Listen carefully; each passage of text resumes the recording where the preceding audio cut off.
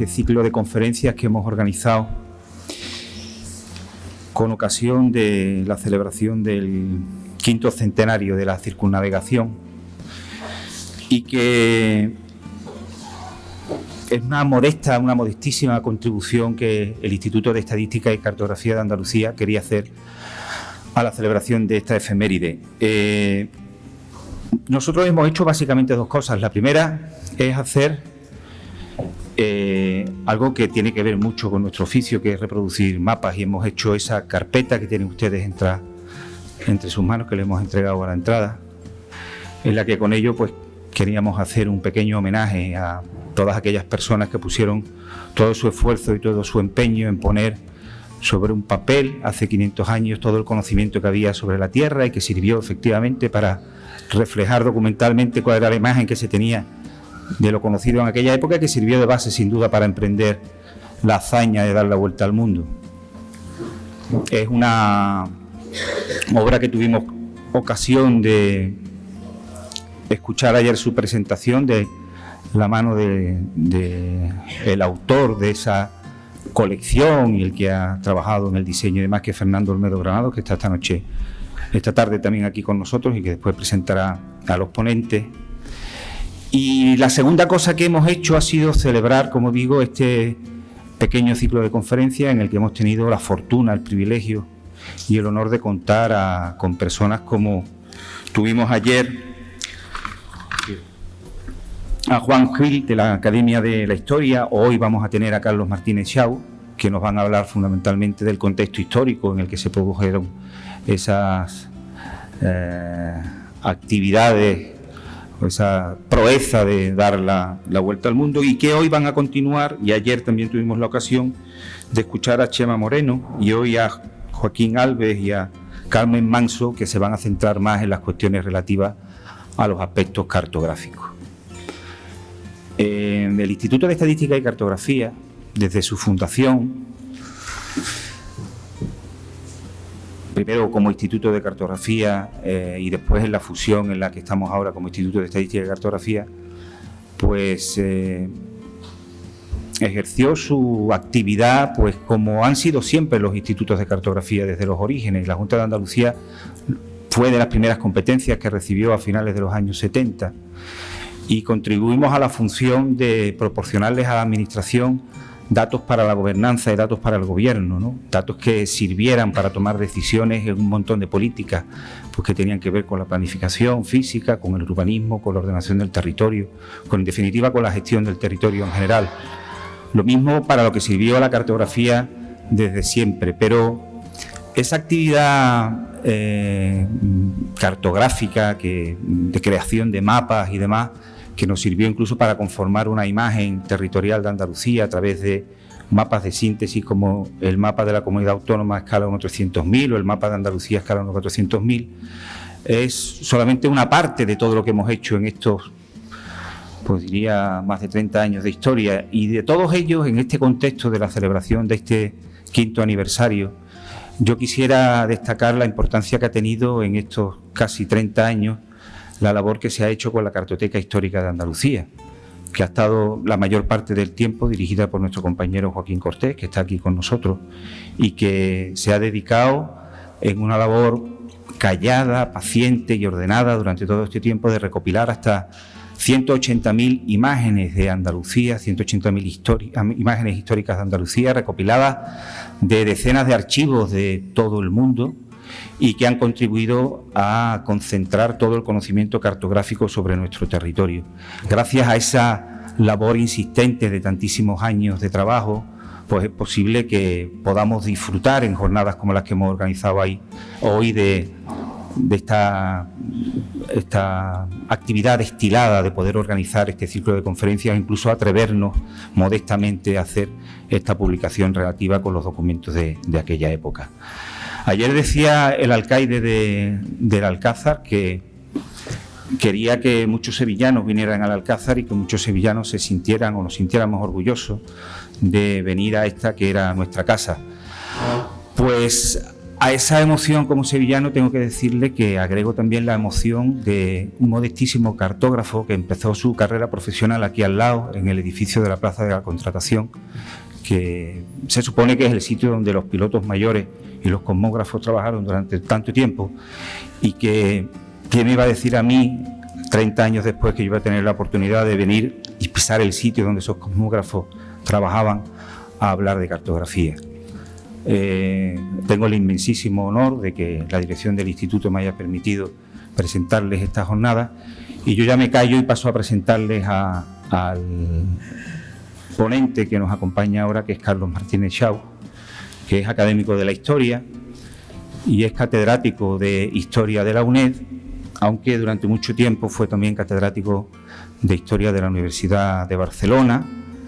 Por cuestiones familiares se volvió a Sevilla a ejercer de catedrático en la UNED, y es un profundo conocedor de todos los viajes que se han hecho a América, tanto de los que se hicieron en la carrera de Indias como de los que se hicieron después en el descubrimiento del Pacífico, porque ha escrito de las dos cosas muchísimo. Estaríamos horas contando aquí la cantidad de cosas que ha escrito sobre ambas cosas. Últimamente, según me contaba antes, ha escrito mucho más sobre el tornaviaje y sobre el galeón de Manila que sobre la carrera de India, seguramente porque lo de la carrera de India ya lo agotó y tuvo que descubrir. Me lo ha descrito de una forma muy gráfica. Ha estado mucho tiempo viajando a Veracruz desde Cádiz, pero ahora últimamente viaja siempre desde Acapulco hasta Manila, ¿no? En todo caso, yo he tenido la fortuna de escucharlo muchas veces, un conferenciante delicioso, y yo solamente tengo que darle la palabra, y no sin antes agradecerle de nuevo al Alcázar la hospitalidad por habernos recogido aquí, y solamente desearles que disfruten con la intervención. Muchas gracias.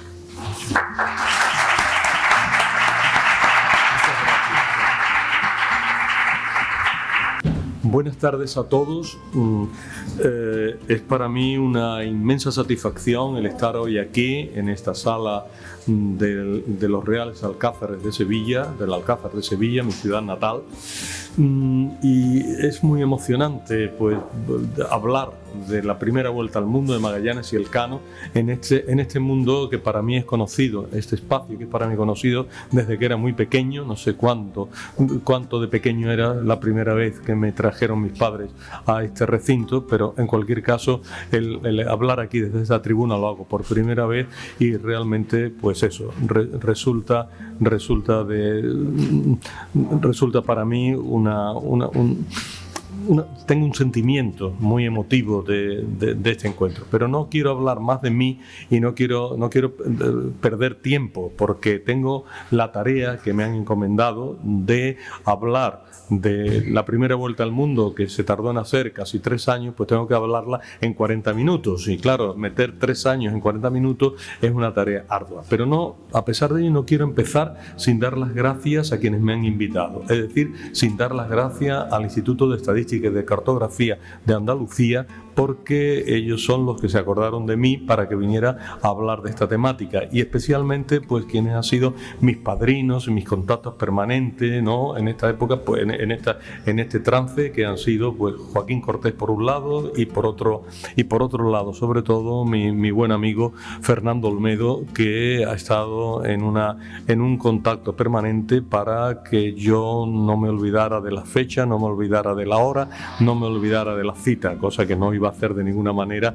pero él ha estado allí permanentemente atento a que eso no ocurriera, y además de cuando en cuando, como somos vecinos, venía por mi casa y me dejaba un regalo. El último han sido estos mapas maravillosos que acaba de editar justamente el Instituto de Estadística y de Cartografía de Andalucía. Por ello, Fernando, muchísimas gracias por ese empeño de todas estas semanas, de estar sobre mí para que no faltara a esta cita, a la que no pensaba por otra parte dejar de acudir. Pero bueno, de todas maneras, muchísimas gracias.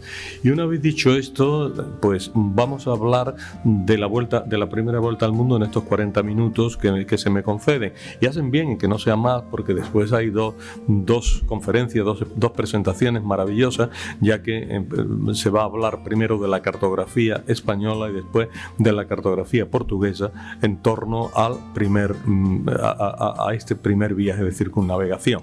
Y yo creo que el ver los mapas es mucho más ilustrativo incluso que la modesta narrativa que yo les voy a hacer aquí ahora. Pero bueno, esta modesta narrativa sirve de alguna forma para encajar las piezas que luego vamos a ver y que estas piezas encuentren un contexto donde moverse. Bien.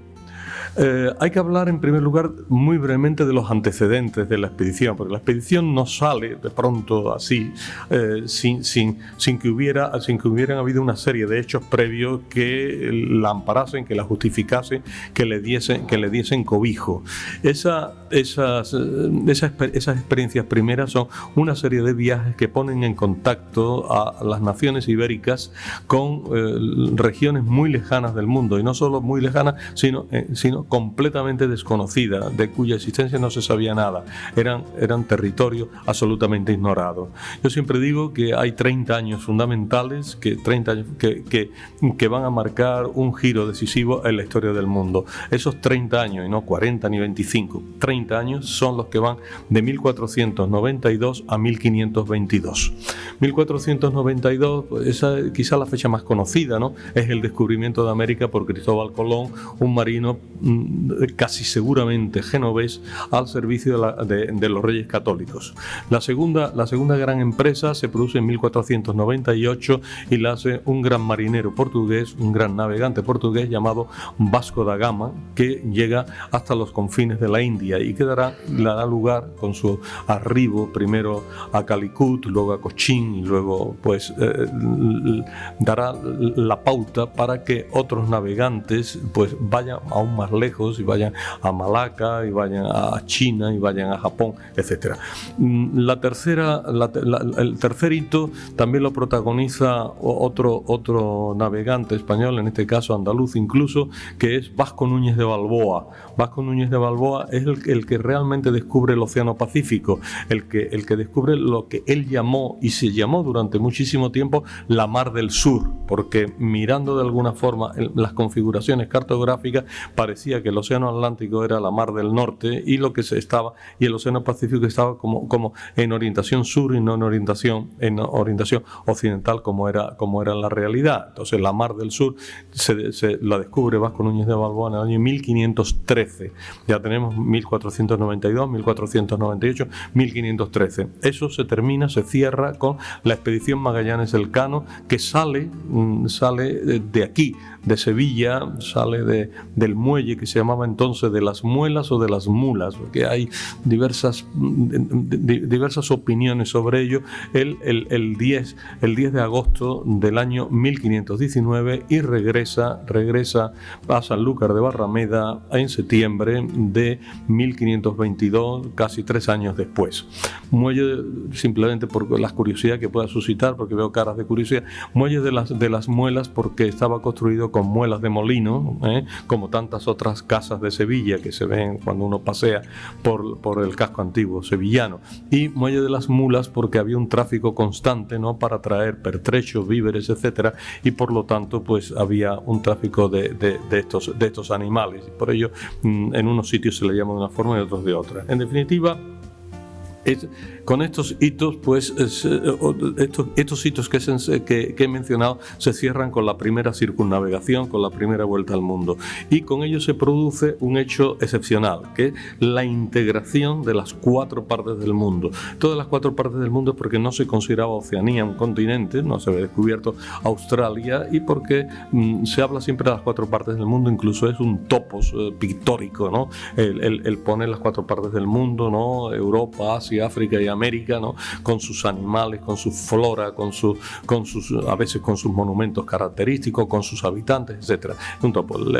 Y un historiador un historiador francés, ¿no?, amigo de los que trabajamos en estas cuestiones, acaba de escribir un libro que se llama Les 4 parties du monde, o sea, las 4 partes del mundo, recogiendo esta idea. Pues bien, esas 4 partes del mundo se convierten, por razón de estas navegaciones, se convierten en un solo mundo. Por primera vez todos los mundos se conocen entre sí y el mundo se unifica, se hace un solo mundo, lo cual permite además hacer algo totalmente nuevo, hacer una historia universal. Por primera vez, cuando se habla de escribir una historia universal, se está haciendo una historia universal de verdad, porque se está hablando de todo el planeta, y no como hasta ahora, que una historia universal pues incluía solo a Europa, al norte de África y algo de Asia. Ahora no, ahora es realmente una historia planetaria. Pues bien, en ese marco se inscribe la primera vuelta al mundo. Hay una dramatis personae, como se dice en la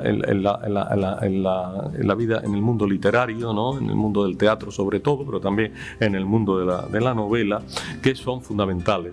Pues todo el mundo tiene curiosidad por saber quiénes son los dos principales. Hay más, ¿no? Porque claro, toda aventura, toda empresa de este tipo es una empresa colectiva, pero hay dos personajes que destacan y que, bueno, todo el mundo siente curiosidad por conocerlo. Uno de los personajes que destaca, vamos a ver si yo atino aquí, pues es Fernando de Magallanes, o Fernão de Magalhães en portugués. Es un navegante portugués, muy probablemente nacido en la ciudad de Oporto, aunque hay una discusión de si nació en un pueblo que se llama Sabrosa, y desde luego si al alcalde de Sabrosa le decimos que nació en Oporto con toda seguridad, pues le damos el gran disgusto de su vida, porque está organizando toda una serie de actos para celebrar el nacimiento en Sabrosa. Pero bueno, hay más datos para parecer que nació en el mismo Porto en una fecha cercana a 1480, aunque no la sabemos con exactitud. Él tiene una serie de acciones en las cuales no vamos a entrar, y sobre todo pues las más importantes que desarrolla las hace justamente en esta Asia portuguesa. Él participa en un hecho de armas notabilísimo dentro de estos esfuerzos expansivos portugueses, que es la toma de Malaca, en la península malaya. Esta toma de Malaca se produce en 1511 y es el hecho de armas más importante en que él participa. A partir de aquí adquiere una gran experiencia en aquellos mares, una gran experiencia de aquellos mundos, tiene contacto con alguien que también ha estado allí, que incluso llega hasta las Islas Molucas, que es Ferrão Serrão, y de esta manera pues él tiene una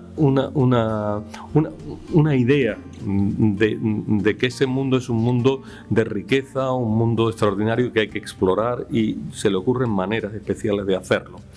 Él tiene un encontronazo, por decirlo gráficamente, y tengo que emplear estas palabras porque el tiempo se me come. Una conferencia de este tipo necesitaría como mínimo 2 horas para explayarse, pero bueno, como tengo 40 minutos, no me quejaré más. Él sufre un encontronazo con el rey de Portugal, y entonces él hace una cosa que se llama desnaturalizarse. Es decir, entonces las naciones no tenían el mismo concepto que nosotros tenemos ahora del Estado-nación. Entonces él se desnaturaliza, es decir, abandona a su señor natural y se pone al servicio de otro magnate, en este caso del rey de España.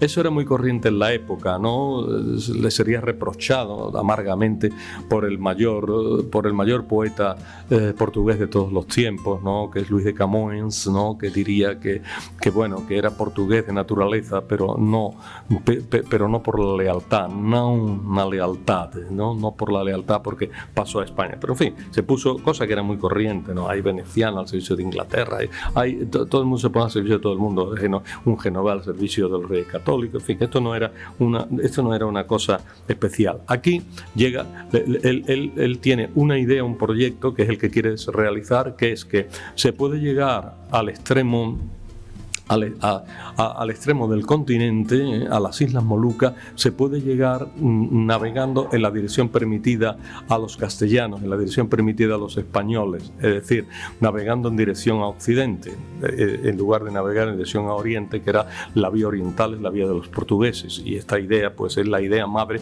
que él va a concebir. Esta idea en Portugal no tenía ninguna aceptación, no tenía ningún interés, porque los portugueses, por decirlo de alguna forma, ya estaban allí, pero para los españoles sí, porque era una forma de eludir las prohibiciones del Tratado de Tordesillas y llegar a lo que entonces era como un gran emporio, incluso más importante de lo que se imaginaba uno que era América, que era el emporio de las Islas Molucas.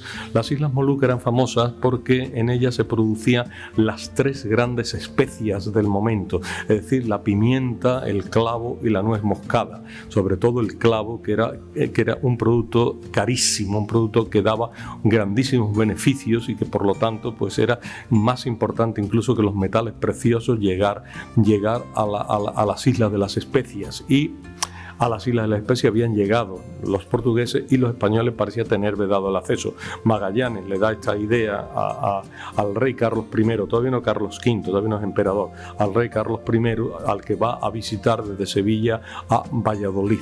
En Sevilla recibe muchos apoyos, recibe apoyo de la Casa de la Contratación, ¿no?, que se reunía ahí en el Salón de Almirante desde el año 1503, y también del alcaide del Alcázar, también recibe apoyo. En fin, recibe apoyo de todo el mundo, va a ver al rey y firma con el rey unas capitulaciones, que era la forma habitual de conseguir un privilegio para la navegación y para la exploración, y al mismo tiempo tener el respaldo oficial para eso, a cambio de ofrecer unos descubrimientos, unas conquistas, unos beneficios materiales al rey, y al mismo tiempo el navegante, el explorador, lucrarse de alguna forma con su hazaña. Las capitulaciones más famosas son, como todo el mundo sabe, las capitulaciones de Santa Fe, que son las que hace Cristóbal Colón. Pero estas capitulaciones de Valladolid, ¿no?, pues que se firman el 22 de marzo de 1518, y por eso allí se hizo el primer congreso Magallanes Elcano, que dio el pistoletazo de salida a toda esta actividad que estamos realizando ahora, pues estas capitulaciones de Valladolid permiten a Magallanes emprender su empresa. Magallanes no llegó a completarla, él fue el ideador de la empresa, la llevó durante mucho tiempo, pero finalmente murió luchando con los nativos filipinos en la isla de Mactán, una islita pequeñísima que casi no se ve en el mapa entre las 7.000 islas que componen el país llamado Filipinas. Pues una pequeñísima Mactán, allí muere luchando con un cacique local, Filapulapu, que hoy día pues es un héroe nacional filipino. Y entonces en ese momento le sucede el otro personaje del cual vamos a hablar aquí, que es Juan Sebastián Elcano. Los retratos, naturalmente, aquello que se dice, cualquier parecido con la realidad es pura coincidencia, pues eso pasa aquí. Realmente no sabemos ni cómo era Magallanes ni cómo era Elcano, pero se les representan en estos cuadros. Magallanes tenemos posibilidad, porque hay dos cuadros suyos, ¿no?, que están en Italia, que pudieran ser tomados en vida de Magallanes. Del Cano seguro que no hay nada, y esto es un invento muy posterior, no idealizado, pero que no tiene nada que ver con la realidad. Elcano era un marino de Guetaria. Guetaria es un puerto muy lindo de la costa de la provincia de Guipúzcoa, la que se llamaba por antonomasia dentro de Euskadi, la que se llama por antonomasia la provincia, igual que Vizcaya era el señorío, la provincia de Guipúzcoa. Él también había tenido una serie de actuaciones militares, aunque más bien en el Mediterráneo y el norte de África, y llega un momento en que ve una oportunidad de que su vida sea más activa, de tener una gran empresa que realizar, y se enrola en la expedición de Magallanes. Allí, desde este momento, la biografía, que casi no existe con anterioridad, se mezcla con la propia expedición. Del Cano sabemos lo que sabemos por la expedición, y muy poco más, y además no sabemos mucho porque el principal cronista no oficial, porque no había cronista oficial de la expedición, Antonio de Pigafetta, que era un vicentino, es un hombre de Vicenza, de la Lombardía, pues este hombre pues era muy pro Magallanes y dio muchísimo protagonismo a Magallanes, y ni menciona a Elcano, con lo cual Elcano es muy poco, tenemos muy pocas noticias de él. Sabemos que regresa y que por tanto se convierte por este regreso en el gran triunfador, en el hombre que da la vuelta al mundo al mando de la nao Victoria, de la que por cierto hay en el cuarto de Almirante. Luego, cuando hay un descanso, tienen una reproducción realmente buena, realmente fiable de cómo era la nao Victoria, la única de las 5 naves que regresó. Él regresa, consigue todos los honores y tal, y es el gran triunfador de la expedición. Lo que pasa es que desgraciadamente la diosa Fortuna nunca apoya durante mucho tiempo a sus favoritos, y en este caso caso, pues Magallanes se embarcó en una segunda expedición muy pocos años después, en la expedición de Frei, no Fray, sino Frei García Jofre de Loaiza, y en esa expedición, otra vez rumbo al Maluco, pues fallece, muere, posiblemente, aunque no estamos seguros tampoco de eso, posiblemente de escorbuto. Lo que sí sabemos es que su cuerpo fue arrojado al mar en esas melancólicas ceremonias, ¿no?, que eran tan corrientes en el mundo de la navegación. Bien, la expedición de Magallanes, ya evitando ya a las personas, la expedición de Magallanes, me parece que es esta, no, es esta, está bien. La expedición de Magallanes, pues ya he hablado un poco de ella. Se firman las capitulaciones con Carlos I en unos términos claros.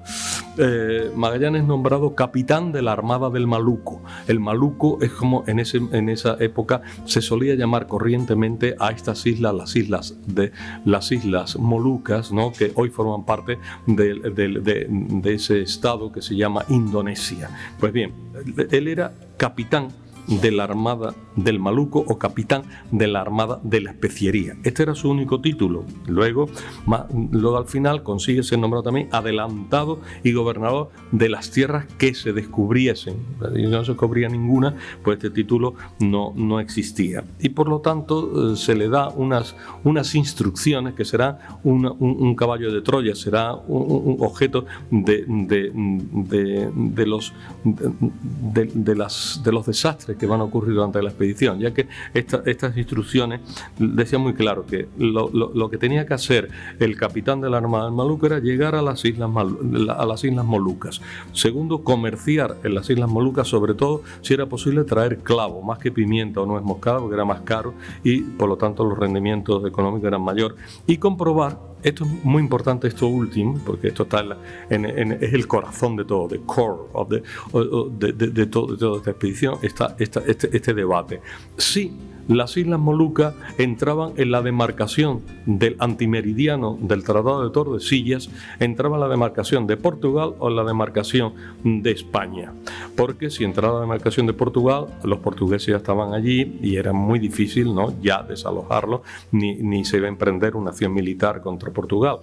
Pero podía ser que el antimeridiano dejara a las Islas Molucas en la vertiente española y entonces pues España podía reivindicar legalmente su derecho a tener un contacto privilegiado con aquellas islas. Esto será un problema grave. Al final, porque esto no es un thriller y por lo tanto no hace falta mantener una intriga, ¿no? Al final pues quedó claro y cartográficamente pues se puede demostrar que las Islas Molucas entraban dentro de la esfera de influencia de Portugal y no de la esfera de influencia de España. Pero esto era dudoso en aquel momento y fue dudoso durante bastante tiempo. Sobre la expedición decir poco, porque bueno, hay libros que uno puede consultar y que lo tienen muy claramente expuesto. Hay varios libros muy buenos sobre la expedición. Yo particularmente recomiendo la obra de un profesor que ha sido profesor de la Universidad de Sevilla durante mucho tiempo. Fue profesor mío, ahora mismo tiene 90 años, pero sigue muy activo, sigue muy vivo. El profesor se llama don José Luis Comellas. José Luis Comellas ha escrito una historia de la expedición Magallanes Elcano, que es posiblemente la narración en que más rápidamente puede uno hacerse cargo de cómo fue aquello, porque no comete un solo error y lo cuenta todo de la forma llana, didáctica y pedagógica a que nos tenía acostumbrados a los alumnos que asistíamos a sus clases. Las naos fueron 5, ¿no?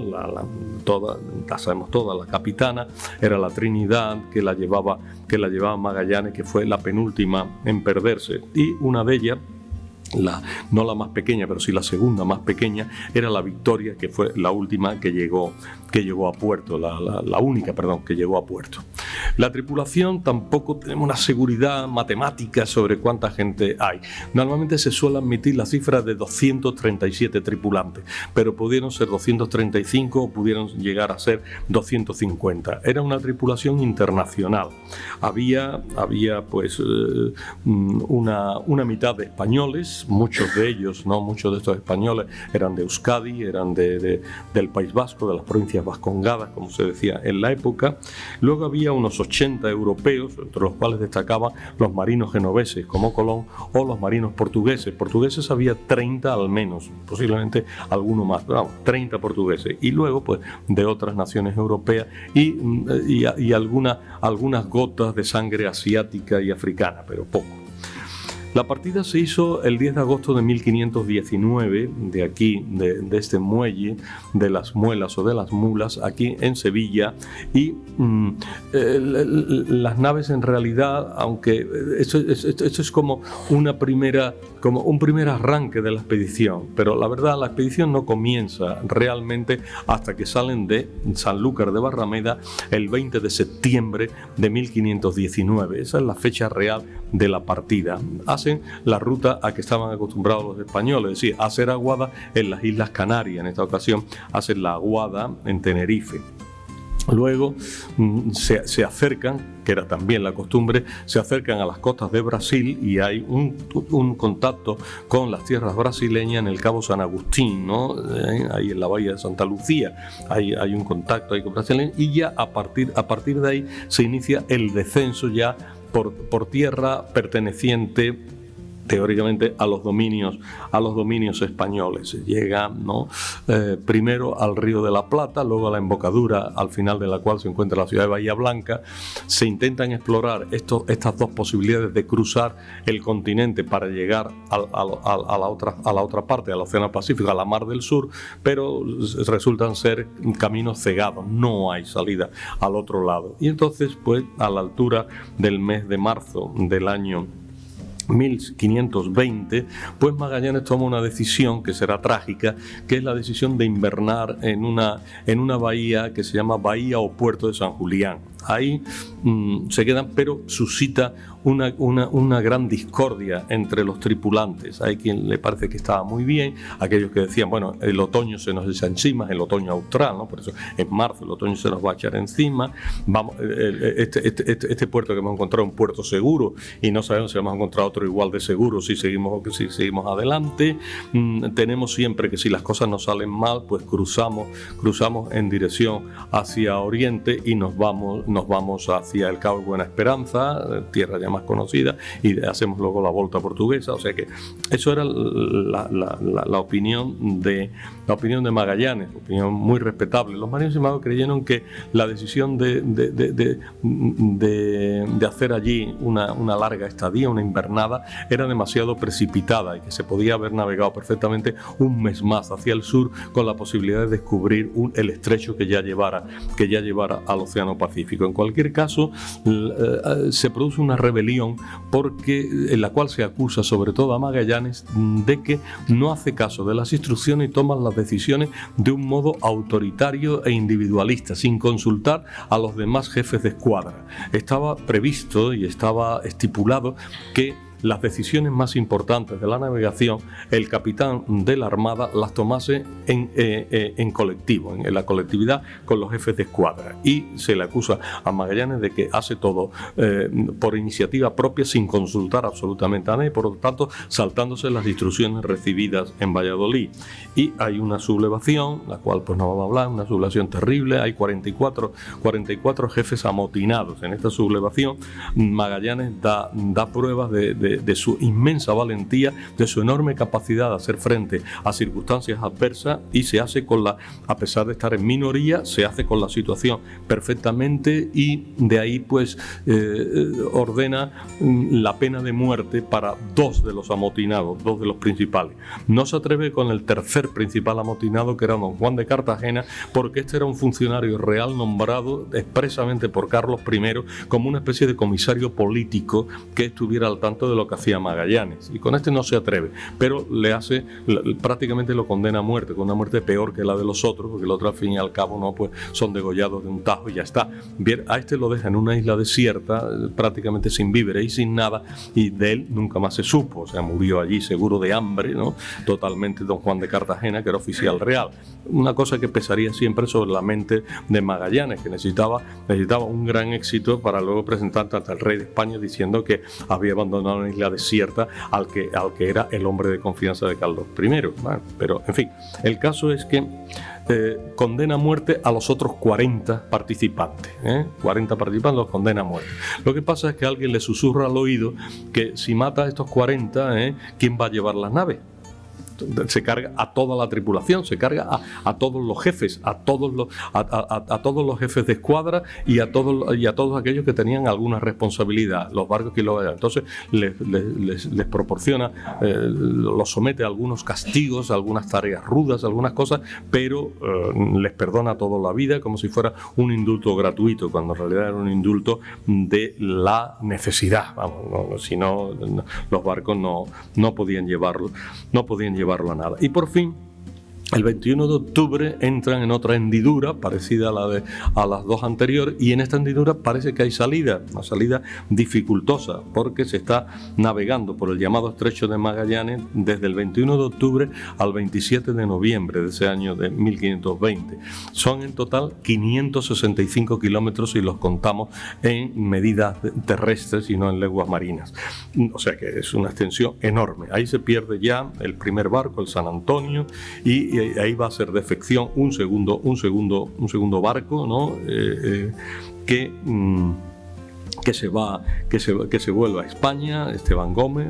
Son dos barcos menos, ya solo entran Concepción, Trinidad y Victoria en el Estrecho de Magallanes, pero finalmente se sale al océano, a la Mar del Sur, un océano que, como estaba muy tranquilito cuando entra Magallanes en él, pues lo va a llamar Océano Pacífico. Luego se vería que no era tan pacífico, pero bueno, en ese momento se vio así.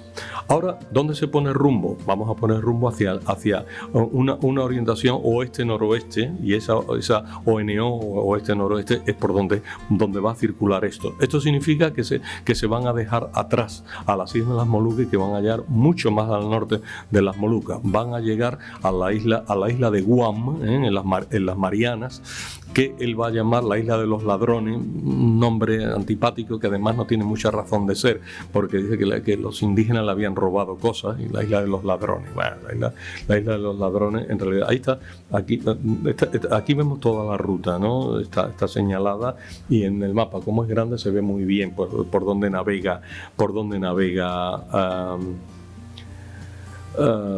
en Magallanes. Entonces la isla, porque le quitaron algunos objetos por curiosidad, más que nada otra cosa, y esta pobre isla se llevó este injusto título, pero en definitiva hoy día es la isla de Guam, y es un territorio donde se van a celebrar también una serie, están ya programados, una serie de actos magallánicos elcánicos, ¿no? Porque va a ser una celebración de la llegada de Magallanes y también del protagonismo de Juan Sebastián Elcano. Finalmente, en marzo del 21, después de un año desde que estuvieron en Puerto San Julián, llegan a las Islas Filipinas. Aquí en las Islas Filipinas, pues van a tener la suerte, van a entrar en varias islas, no entro en el detalle.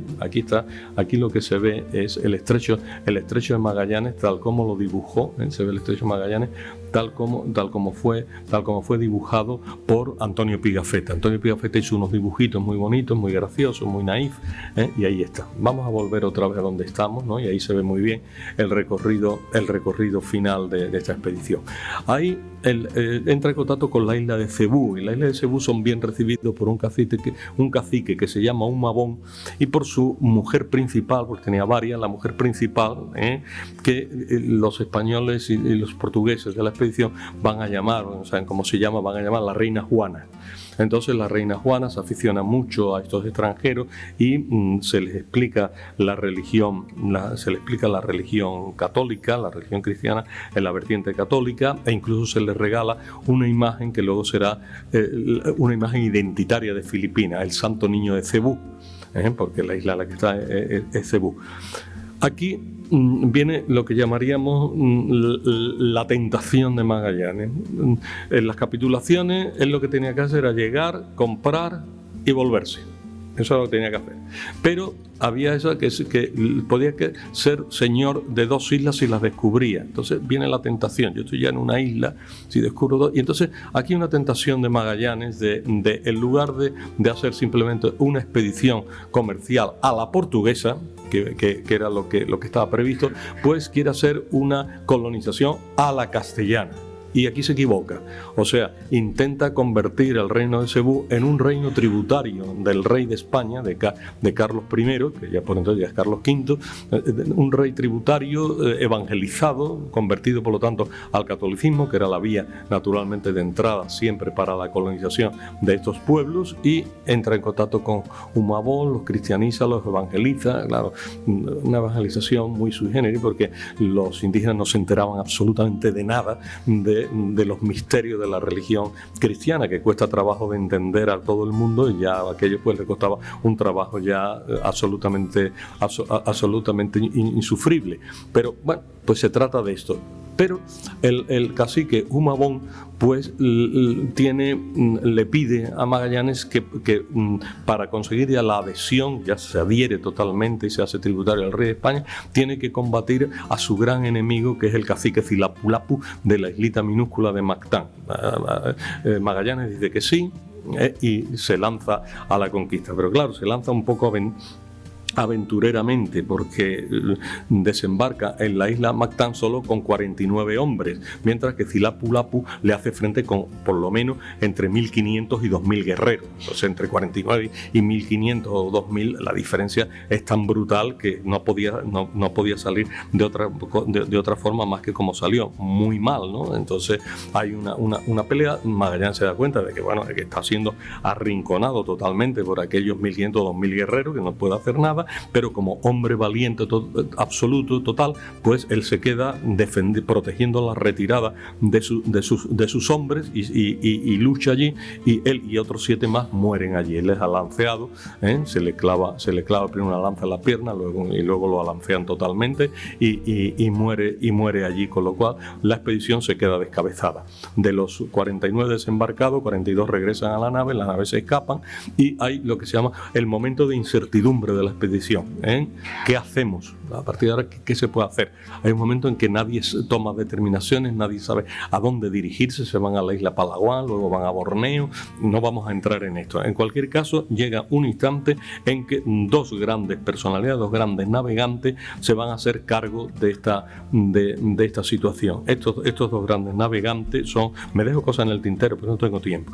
Estos 2 grandes navegantes son, por un lado, Juan Sebastián Elcano, del cual pues ya hemos hablado, ¿no? Y no hace falta más nada, y por otro lado Gonzalo Gómez de Espinosa, otro gran navegante castellano. La Trinidad, la capitana, se queda gobernada por Gonzalo Gómez de Espinosa, y la nao Victoria, por la segunda, se queda en manos de Juan Sebastián Elcano. Entre tanto, ha habido que hundir la Concepción porque no daba más de sí. Así que quedan estas 2 naves nada más, y se encaminan a donde tenían que haber ido, es decir, van a las Islas Molucas, sobre todo a la principal de ellas, que es la isla de Ternate, una isla donde crecen las especias, y donde además está al lado de otra isla, la isla de Tigor, que tiene 2 sultanes diferentes, pero ellos traban contacto con ellos y realizan lo que tienen que realizar, es decir, la compra de clavos, y compran entre 6.000 y 7.000 quintales de clavos, y se produce entonces el momento, bueno, ya hemos llegado a las Molucas, ya tenemos el clavo, vámonos.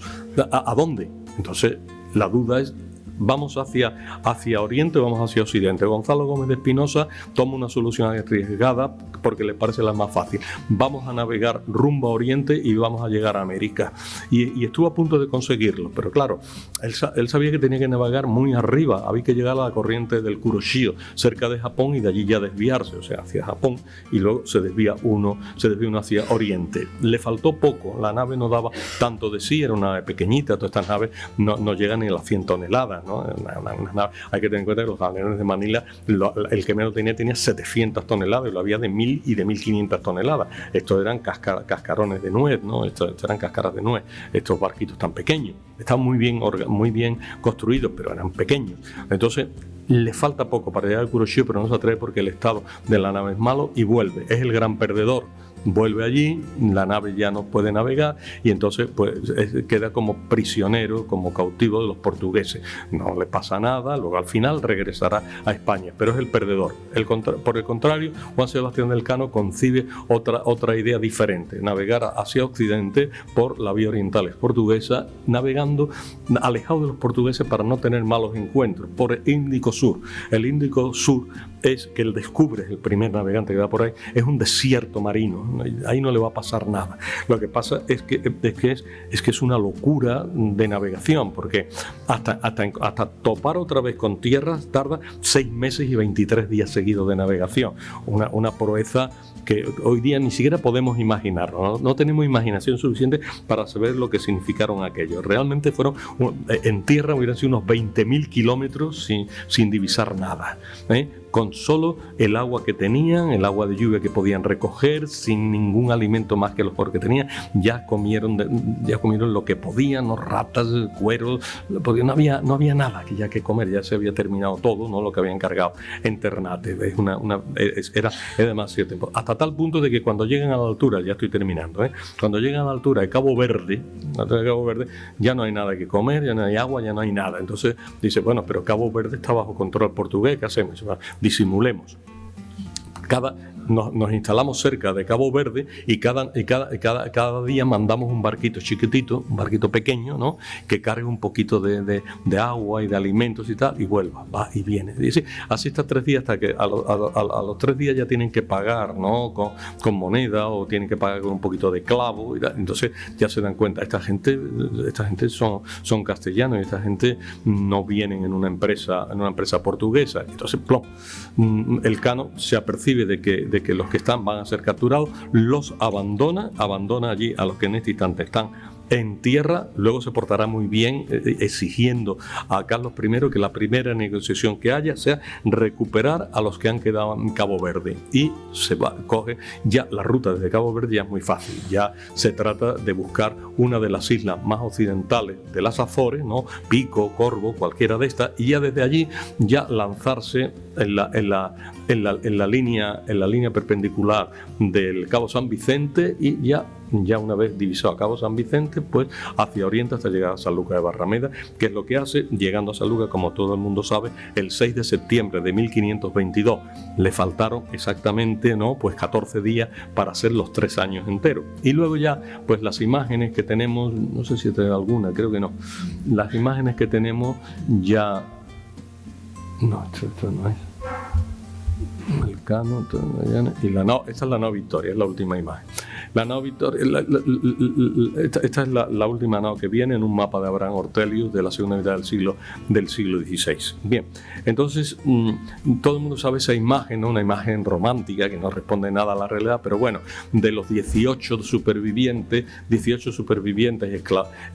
totalmente en harapos. Entonces se ponen unas camisas blancas, se ponen con una llama, con una vela en la mano, y se van pues a rendir tributo de agradecimiento pues a las imágenes más que más le habían acompañado en las devociones de su viaje, a Nuestra Señora de la Victoria, que entonces estaba en el convento de los Mínimos de Triana, hoy está en la parroquia de Santa Ana, y a la Virgen de la Antigua en su capilla de la catedral, que pasaba por ser más o menos una patrona de los navegantes. Aquí tenemos una tercera, la Virgen de los Navegantes de Alejo Fernández, que es anterior a Magallanes Elcano.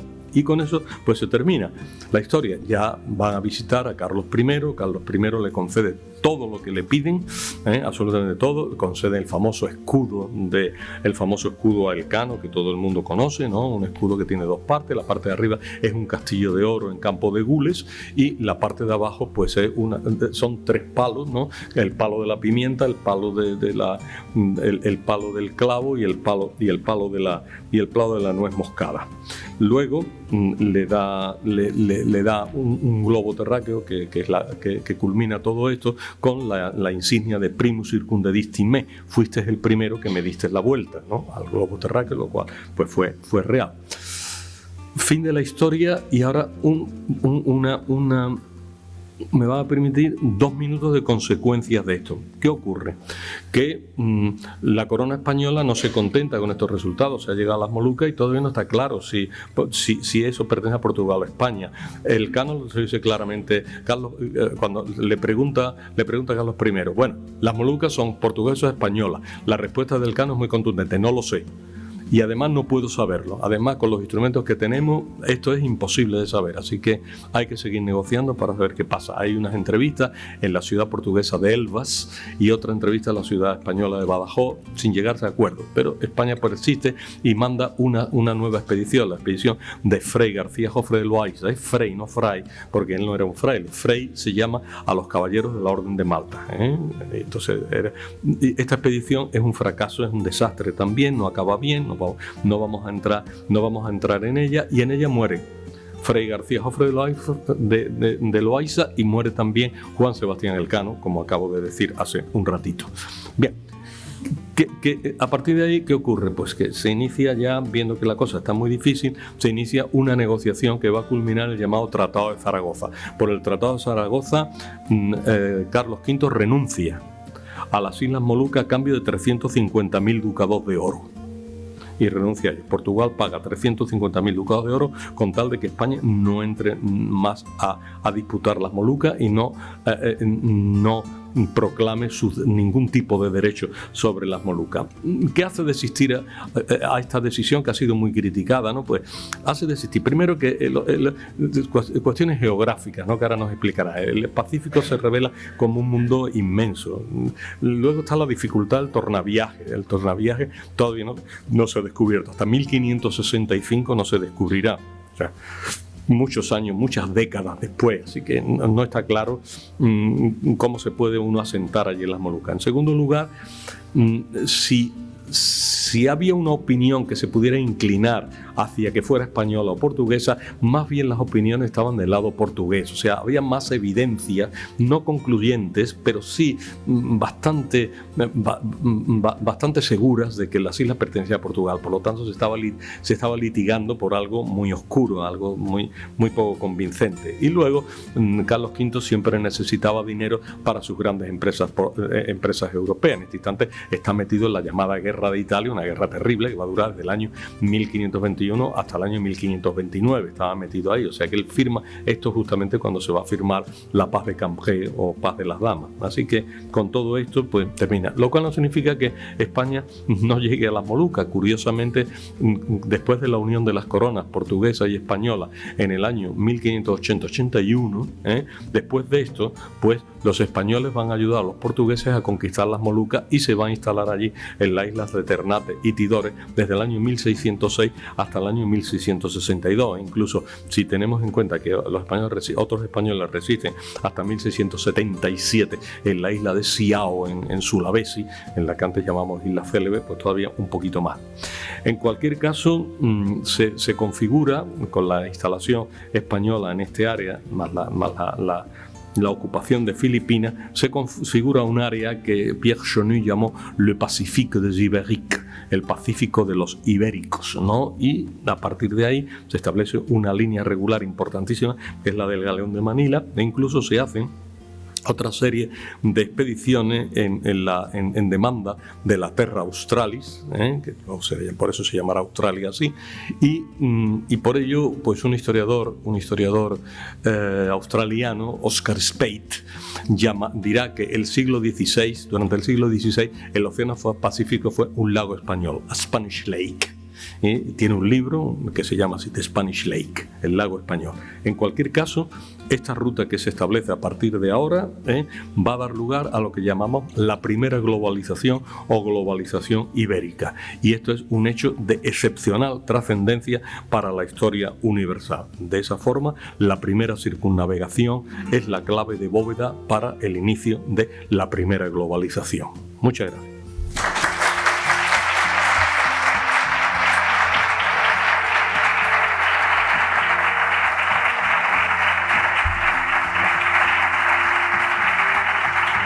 La nueva victoria. Gracias. Muchas gracias. Muchas gracias.